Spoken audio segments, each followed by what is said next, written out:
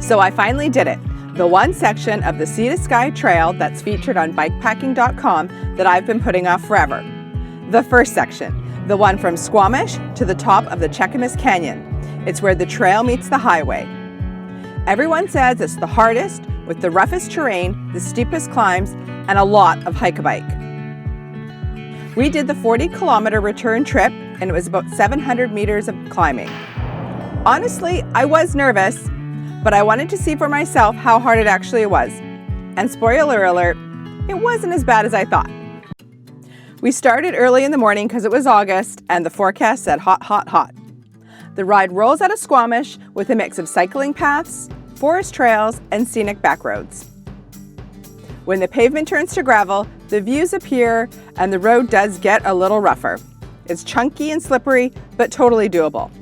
It's about 14K to get to this point where we see the lovely river. We're gonna start climbing here pretty quick. The road's getting a bit rough. Excited to see what the views have in store. But first, a quick snack and water break and a moment to soak up the views. Which is so awesome. Glenn is riding his Trek Pro Caliber with our new panniers as a test ride. I'm in my Trek Checkpoint. We'll see how it does. I think there'll be lots of walking, but we'll take it as it comes.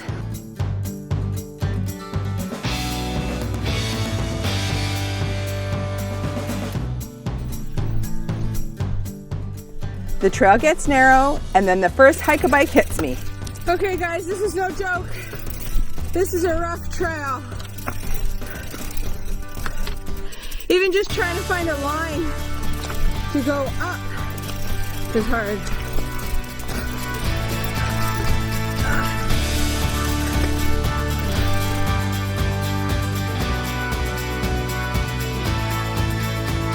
A quick recovery and the next obstacle, a railway crossing.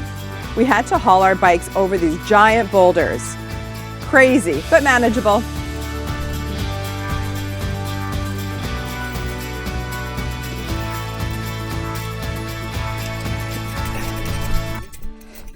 I can do it. Ooh.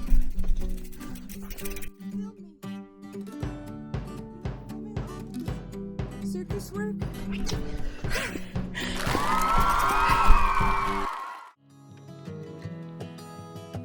At around the 17-kilometer mark, you reach Starvation Lake. It's secluded, quiet, and if you're bike packing, this would be an amazing camp spot.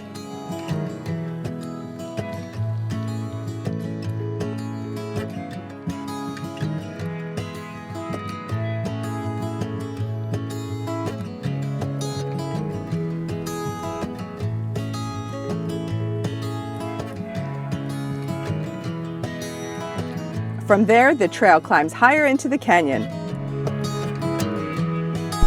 Nice. Oh, I love this.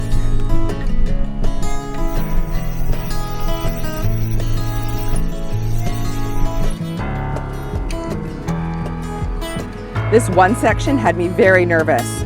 It's right along the rock wall with a drop into the canyon. There was a fence with a huge gap. And yeah, I decided to walk.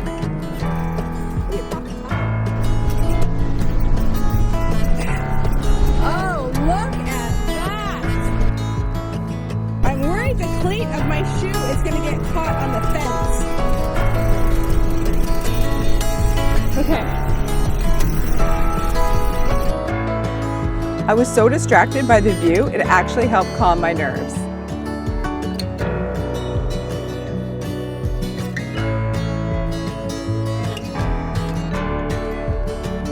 I found the trail to kind of have a rhythm. We do a ride and then a climb, and then I'd have to push my bike up a hill, then I'd be able to catch my breath just enough to repeat it all over again. It was kind of a mental game that kept you going.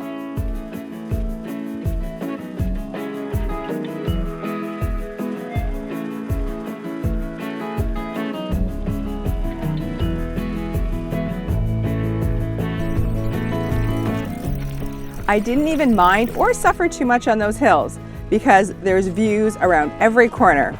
I was never bored. Gorgeous. Oh, unbelievable. Look at that. Perfect pine tree. Beautiful rocks. Snowy mountains. It's everything. It's everything.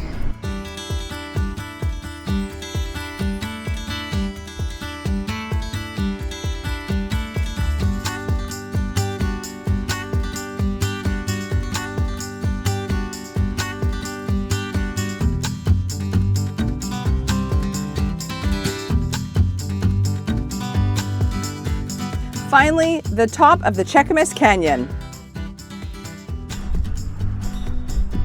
So that's the Sea to Sky Highway. So we're gonna go to that little parking at the top there, take the highway home. That spot's super popular for climbers as well.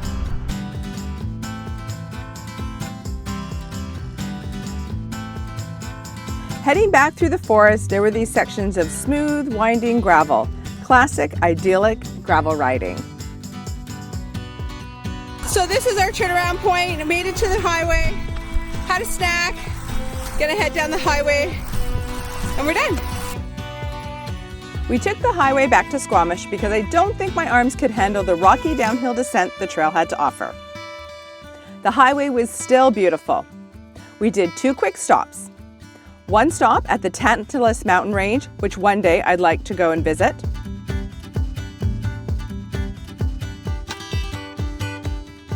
And our second stop was Brohm Lake.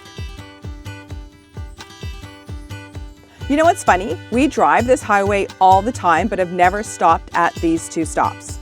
I think being on a bike gives you that sense of freedom and ease to explore. And the perfect way to end the day, a dip in Alice Lake in Squamish. After riding all day in August in the heat, the water was amazing. Honestly, the trail wasn't as bad as I built it up to be. I think all the summer riding I've been doing helped, but more than that, it's the mindset. We gave ourselves the whole day to do it, and I told myself it was okay to walk as much as you need to. So if you've been putting off this section of the Sea to Sky Trail, don't. Yes, it's challenging, but the views and the experience are totally worth it. If you enjoyed this ride, hit subscribe. I've got more adventures coming soon.